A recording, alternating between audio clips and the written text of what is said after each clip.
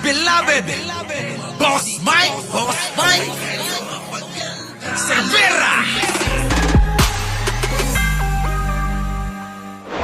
Sa isipan ni Senator Bato de la Rosa ang magbalat kayo o Nako. mag-disguise sakaling ipaaresto siya ng ICC. Nako! Dagdag pangamba raw niya ang pagbawi raw ng PNP sa kanyang security detail. Nako, wala ka na, huwag ka na magdrama ba to?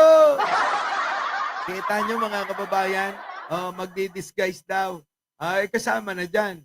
Magsusuot ng magsusuot na ng buhok. Eh, paano nyo pa makikilala yan? Baka sa susunod, mga kababayan, gagayahin niya na si Dolphy. Sa susunod, mga kababayan, may suso na rin eh. May mahabang buhok. Merong suso. Oh, tapos nagsasaya na. O kaya bestida. Oh. So mga kababayan, baka mamaya maging tropa na ni Mami Pebbles yan. Huwag na kayo magtaka. Kapag kakasama na nila, ni Madam Ellie, nakikidayday na rin yung tahay. Hello, da. Para nga naman hindi mahalata. Siyempre, magbabakla-baklaan. Lulubos-lubusin niya na yan. Bakit kanyo mga kababayan? Nagsuot ka na rin ng buhok. Di lubos-lubusin mo na. Mga kababayan, hindi naman din na malalayo yan na magsuot ng suso eh. Bakit kanyo mga kababayan? Tignan nyo naman yung katawan. Parang inanakan ng 10 eh.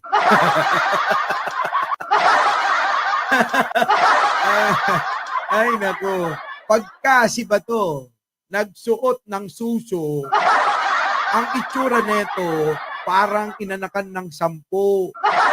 Sa totoo lang mga kababayan, tapos makikita nyo may buhok, magsuot ng saya.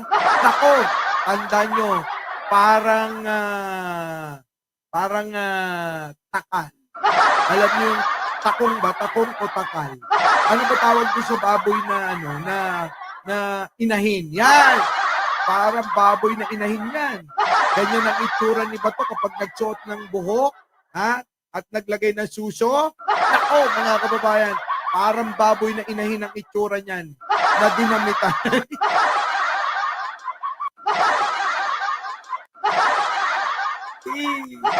Sige, tuloy. Takong, di ba? Takong. Sige, tuloy. Frontline ng balitang yan, si Mayan Los Baños. Kung kailan umuugong na susunod siyang ipaaresto ng International Criminal Court, doon naman daw binawian ng security details si Senator Bato de la Rosa, partikular ang mga nagbabantay sa kanya sa Davao. Nako, kaya pala nagsusombrero na. Nagre-reklamo, binawian daw ng security. Bato, bakit ka pa bibigyan ng security? Huhulihin ka na naman rin lang. Bato, yung eroplano mo, yung sasakyan, na sinakyan ni Digong, nandun daw siya Villamora. Naantay ka na. Pakita mo na yung sinasabi mo dati. Sabi mo, sasama mo si Digong doon sa ICC, di ba? Ano na nangyari? Anong petsa na? Bato, kapag nakulong ka doon, tandaan mo, di ka na makakalabas. Malamang doon ka na rin mabulok. Malamang makakalimutan ka rin ng mga tao. Malamang magiging istorya ka na lang. Oo. Diba? Magiging alamat. Anong klaseng alamat? Alamat ng kalbo.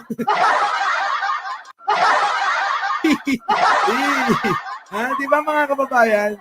Magiging alamat ng mga kalbo si Bato. Diba sabi niya noon, mga kababayan, sasamahan ko si Dung kahit ako na nga lang ang mag-isa eh. Hindi ako bibitiw sa kanya. Sabi niya yan, hindi daw siya bibitaw kay Digong. Pero ngayon parang parang kinakain niya na lahat yung sinabi niya. Tuloy! Ayon kay de la Rosa, nakumpirma niya ito nang umuwi siya roon kahapon at hindi naabutan ang 2 pulis na laging nagbabantay sa kanya. Naku, baka mamaya Bato yung pamagturo sa'yo. Yung 2 pulis na nagbabantay sa'yo, yan ang magturo sa'yo kung nasan ka. Tuloy! Gayunman, naiintindihan naman daw ito ni Bato. Yun naman pala, naiintindihan mo naman pala eh. Bakit nagdadagdag ka pa? nag-iingat ang mga commander nila. Oh, nag-iingat nga. Nag-iingat ang mga commander nila. Yung unit commander ba, nag-iingat na hindi masilip. Baka nga. So, unit commander ba, nag-iingat na hindi masilip, Hindi masilip na na may tao sila sa akin. Mainit man ang gobyerno sa akin, di ba? Sobra ka naman mainit. Yan ang problema sa inyo eh. Ang problema dito sa mga kampo ni Digong, kapag kami nangyayaring masama sa kanila, ang sisi sa gobyerno agad eh. Hindi ba pwede, Bato, na talagang may kasalanan kayo? Marami kayong pinatay noon, Bato. Aba, dapat panagutan yon at eto na yung tamang pagkakataon at panahon na kayo ay managot sa lahat ng ginawa ninyo. At magkaroon na rin ng hustisya yung mga taong pinagpapatay ninyo. Ganun lang naman kasimple, Bato. Huwag niyo nang isisi. Huwag niyong idamay sa madaling salita. Sino? Si Pangulo. Huwag niyong idamay si Pangulong Bongbong Marcos sa mga kasalanang kayo naman ang may gawa. Walang kinalaman si Pangulong Bongbong Marcos sa mga pinagpapatay niyo noon. Kaya ang pinakamaigi, sabi nga dito ni Lopez Marilyn, abay sumurrender. Sumurrender ka na lang, Bato. Alam niya kayo. Lagi nyo na lang dinadamay si Pangulo, si Pangulo, si Pangulo. Lagi na lang si Pangulo. Baka mamaya pati pagsakit ng tiyan nyo, si Pangulo pa rin na may kasalanan. Di ba? Sabi ni Kelly dito, guilty ka raw. Tuloy. ay hiwalay rin daw siyang security sa Maynila na galing din sa PNP. Pero wala pa raw impormasyon ang senador kung binawi na rin ito. Ano naman sinabi na, dahil anytime pwede mo na sila i-recall. Matapos Paano naman kasi Bato, hindi ka naman na nagpapakita. Di ba? Huli kong nakita ito mga kababayan nung nagkaroon sila ng kokonting rally dyan sa may liwasan. Di po ba? Doon ko nakita yan eh. Nagdadaldal. Yung nagrally sila ng kokonti lang. Yung po yun. Oo. Grabe ka naman, boss. May kokonti talaga. Totoo naman kokonti lang. Tuloy. recall ang kanyang security detail, marami raw nag-apply na retiradong pulis at sundalo para Na. mabantayan siya. Nax. Marami daw nag-apply, mga kababayan, na retiradong pulis at sundalo. Yun naman pala eh. Di balik mo na lahat. Yung mga yung mga pulis at sundalo na nagbabantay sa iyo para naman bantayan yung taong bayan. Ikaw wala nang wala ka nang pakinabang. Totoo lang. Wala ka nang silbi, Bato, magagaya ka kay Digong. 10 raw ang tinanggap niya sa mga nag-apply. Hindi naman daw So, sinasabi niya, 10 ang bodyguard ko. Hindi niyo ako basta-basta mahuhuli. Di manlabang ka. Manlabang ka, inang-ina ka ba to? Manlabang ka! Labanan mo yung mga taga-Interpol idamay mo yung mga pinagkukuha mo. Manlabang kayo. Umawak kayo ng armas, ganon? Ganon ba gusto mo? Manlalabang ka? Ako? Ewan ko na lang sa iba to. Shoutout po sa inyong lahat, sa lahat ng mga bagong dating. Huwag niyo kakalimutan na mag-like, mag-share, at mag-subscribe. Diba? Ang pinagkukuha ni Bato, yung mga matatanda pa. Bato, paano ba yung magkakatakbo? Paano ba yung kikisig? Wala na, nangihina na yung mga yan. Retirado na nga Retirado, naiintindi mo ba, Bato? Pag retirado na, mahihina na. Iba pa rin yung mga bata-bata, yung mga malalakas pa ang mga tuhod at malalakas pag tumakbo. Yun, dapat ang kunin mo, Bato. Yung mga pinagkukuha mo, mga retirado, gusto mo lang ipakita, kunyari, yung mga retiradong mga pulis at saka mga sundalo, ikakampi mo. Pero totoo lang ba to? Magulat ka, yung mga retirado na yan. Kung totoo yan sinasabi mo hindi pambablap baka binablap mo lang ang gobyerno. Kasi, yung sinabi mo na yan, mali pa rin Wala akong pagkakalagyan si Bato, lahat mali. Pero nyo, sinabi pa niya. Para saan? Bakit sinabi mo? Diba? Kapag totoo yung mga kababayan, hindi na sinasabi. Oo, dapat nga, isinisikreto Halimbawa po ako, kapag may bodyguard ako, abay bakit ko sasabihin sa inyo? Diba? Alam mo sabihin ko sa inyo na maraming nagbabantay sa akin. Hindi ko sasabihin. Bahala kayo sa buhay nyo. Bakit? Mga kababayan. Mahirap naman. Siyempre, matanta nila yung lakad ko. Dito ba? Thank you naman, Essie, Oo. Hello po. Pero Kowo, oo. Na taga Japan, oo. Di ba mga kababayan? Sabi ni Aichang, 700 likes, 1.3 viewers. Kaya mo na, Aichang. Singit lang naman to eh. Oo, siningit lang naman natin to, Aichang. Huwag mo na silang pilitin kung ayaw nila.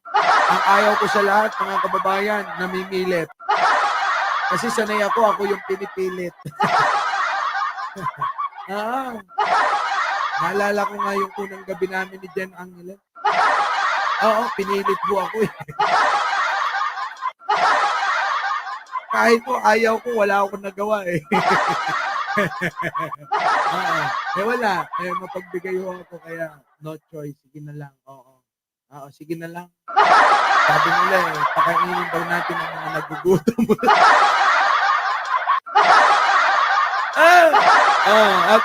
Babahala si Senator De La Rosa para sa kanyang kaligtasan. Lalo na tuwing nasa Davao siya dahil anya, home court niya doon at halos lahat kakilala niya. Bakit ka mangangamba sa kaligtasan mo ba to? Di ba kapag sumurrender ka sa PNP, sigurado ligtas ka? Kasi kapag ka sumurrender ka ba to, kapag dinala ka na sa dahig, mas ma-safe ka ron. Walang gagambala na sa'yo. Nandudong ka na lang sa isang kwadradong kwarto. May sarili kang CR, may sarili kang TV. Di ba? Sarap buhay dun eh. Lagi mo pang kasama si Digong noon. Di ba mga kababayan? Mga kababayan, di ba? Sabi ni Bato, nag-iingat lang daw siya para sa kanyang seguridad. Di ba mas secured siya dun sa sa ICC? Kasi nasa kulungan lang siya.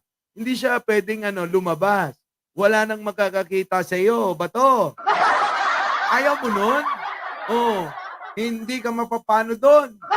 Ang gagawin mo lang doon, kakain, matutulog. Kakain, matutulog. Kakain, matutulog. Kung tawag sa dito, Senator Bato, ang tawag na sa iyo kapag nasa dahig ka, Bato, batugan.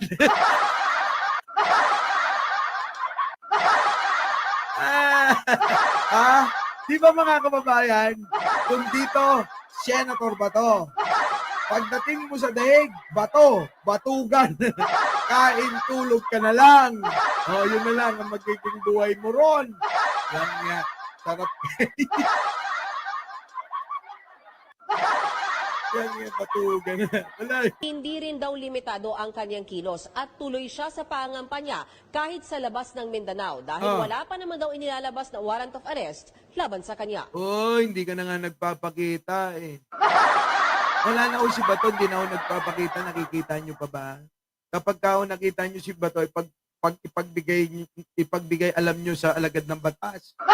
Kapag mga kababayan, yung sasakyan niya nga, na jet, yung kanyang sasakyan niyang eroplano, papuntang dahig, naka-ready na. Panalangin na lang natin na wag bumagsak yung eroplano Kasi yung huli niya sinakyang helicopter, bumagsak eh. Meron yatang balat sa puwet. Bato, may balat ka ba sa puwet? Kasi yung helicopter na sinakyan mo, bumagsak eh. Sana naman yung jet na maghahatid sa iyo sa dahig. Huwag sanang bumagsak, Oo. Tuloy. Sagot naman ng Malacanang tungkol sa pag-recall ng security detail ng senador. Nasaan po ba kasi si Senator Bato? Baka kasi po nawala po siya. Kita mo ba to? Nasaan ka daw ba? Bigla kang nawala. Gusto mo yung mga bumabantay sa'yo, nasa bahay mo pa rin. Wala ka na nga, hindi ka na nga makita eh. Nasaan ka na? Hinahanap ka na ng Malacanang, Magpakita ka na kasi. Magpakita ka na. So di naman pwedeng tumambay lamang po yung security nang wala po siya. Siguro po, pagka siya yung nagpakita po, hindi naman po yan magiging problema. Yun naman pala eh. Pag magpakita ka daw, hindi pala magiging problema. Our beloved Boss Mike Cervera.